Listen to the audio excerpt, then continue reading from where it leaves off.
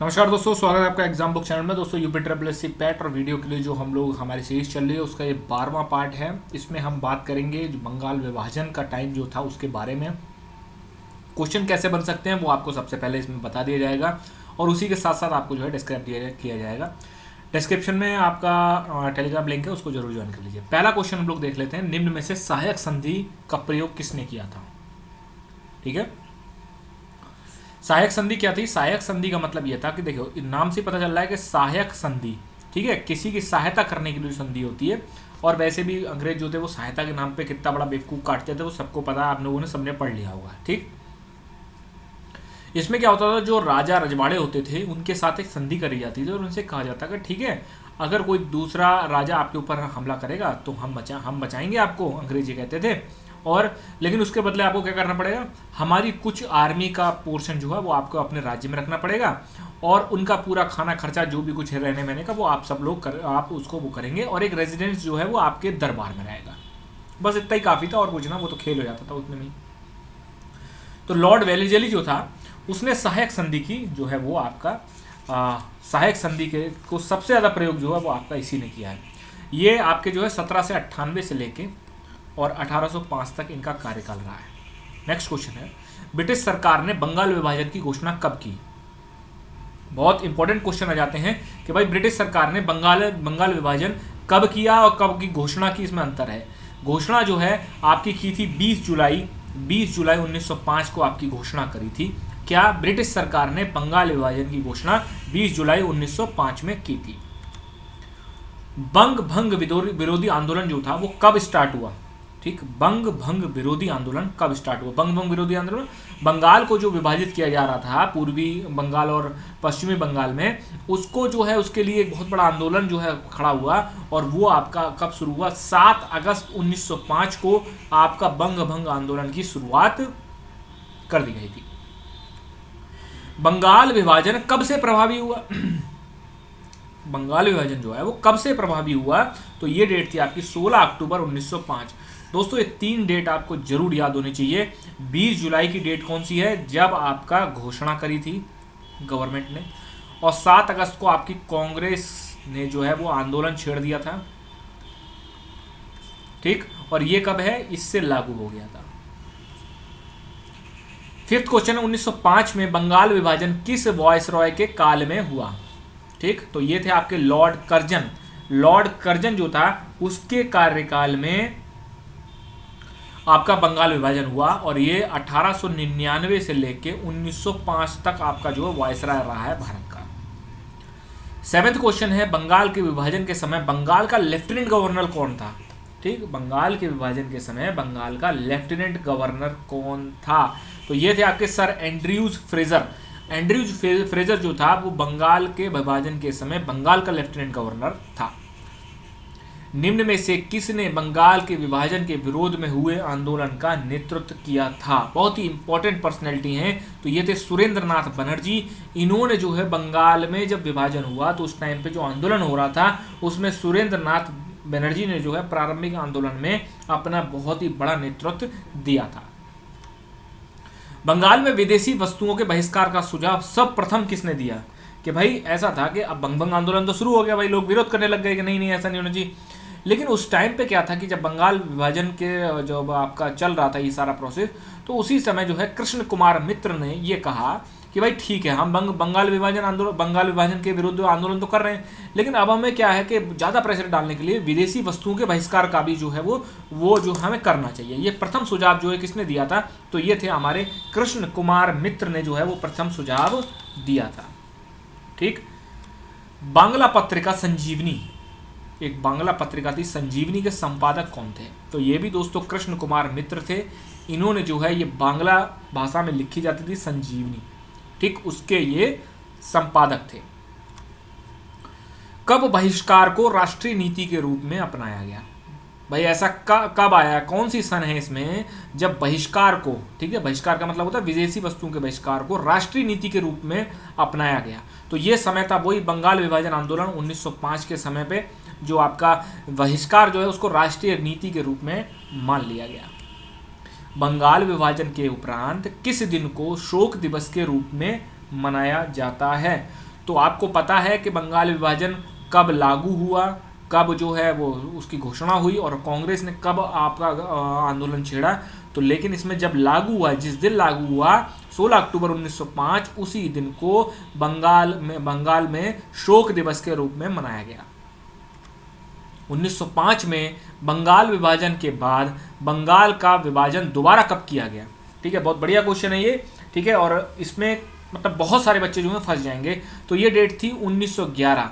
1911 में आपको पता है दिल्ली दरबार हुआ था, ठीक है, जिसमें महारानी आपकी आई थी, जॉर्ज विदेश के जो ब्रिटेन के जो सम्राट हैं जॉर्ज पंचम, वो आए थे। ठीक है, तो बहुत सारे लोग ये कहते हैं कि बंगाल विभाजन रद्द कर दिया गया। रद्द कर दिया गया था, लेकिन बंगाल को रद्द करने के बाद भी बंगाल को बहुत सारे भागों में बांट दिया गया। जैसे बंगाल को विभाजित करके उड़ीसा और बिहार, ये दो प्रांतों को और बना दिया गया। ठीक है, और ये तो था आपका पश्चिमी बंगाल से।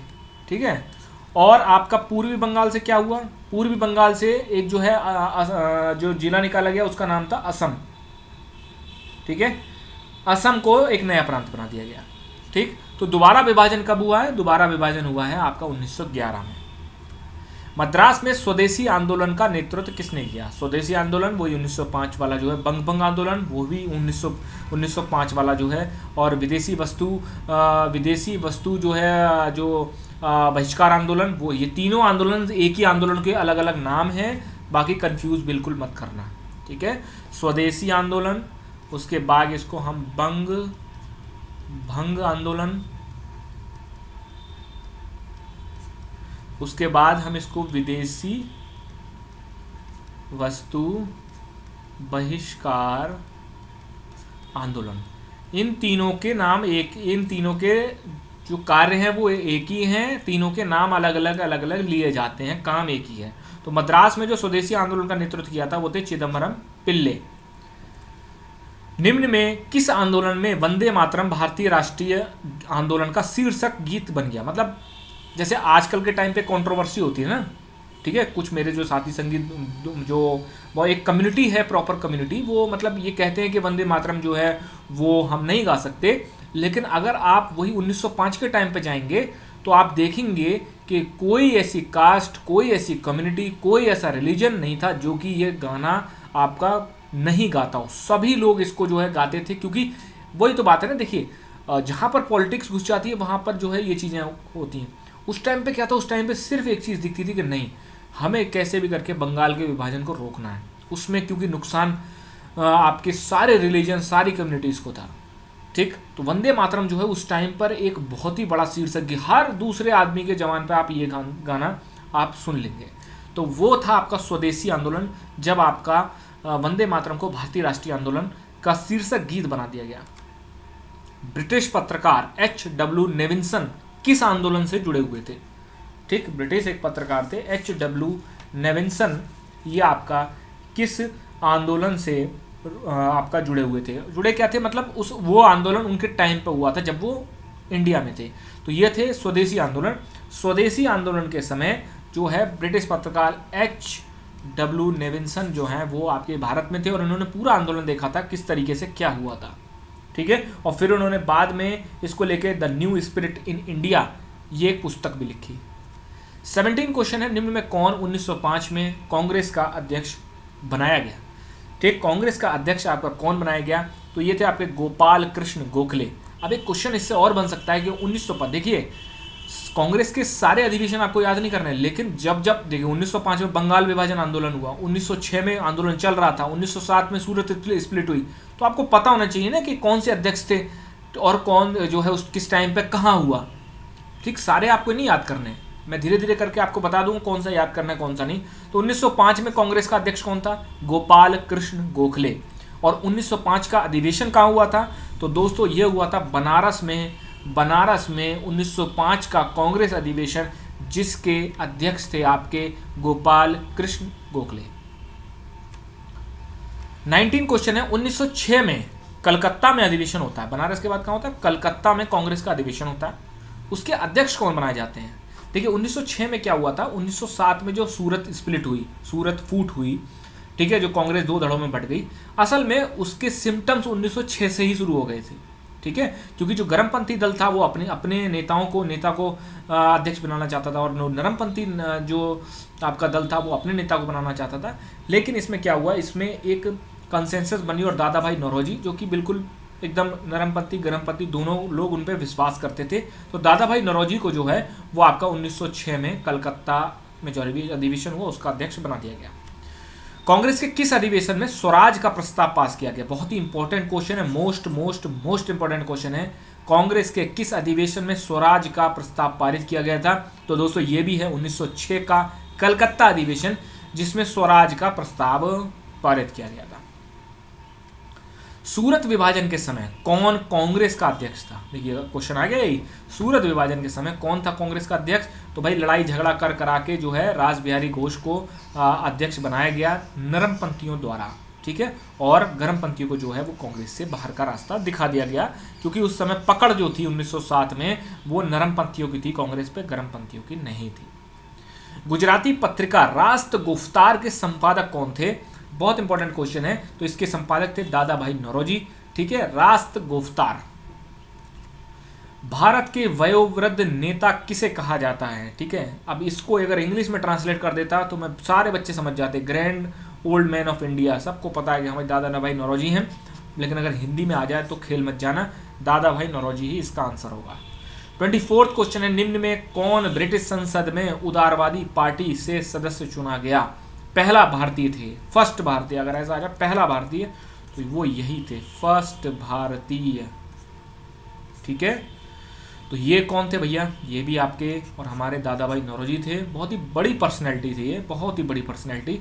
तो इनको जो है उदारवादी दल से, ठीक है, जो लिबरल्स हैं वो वहाँ पे एक पार्टी का नाम है, जैसे हमारे यहाँ कांग्रेस बीजेपी और सपा बसपा ये सब चलता है, वैसे वहाँ एक कंजर्वेटिव है, एक लिबरल है, ऐसे 2-3 पार्टियां हैं वहाँ पे। मुस्लिम लीग के संस्थापक कौन था? ठीक, मुस्लिम लीग का आपका संस्थापक कौन था? तो ये थे आपके नवाब सलीमुल्लाह।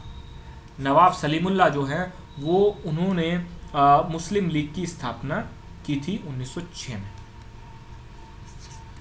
ठीक, ये आपके 25 क्वेश्चन हैं। अब इसके बाद आगे हम धीरे धीरे करके चलते रहेंगे, देखते रहिए दोस्तों, बहुत ही फायदा है, क्वेश्चन इन्हीं में से बनने वाला है। बाकी करना ना करना मुझे कोई मैटर नहीं है, ना मुझे व्यूज से मैटर है। मैं देखिए पूरी सीरीज चला रहा हूँ, अब जिसको करना है वो करेगा, जिसको नहीं करना है वो नहीं करेगा। भाई आपको जैसा समझ में आया वैसा करिए, हम तो आपको कुछ होते नहीं बताने वाले, ठीक है। धन्यवाद।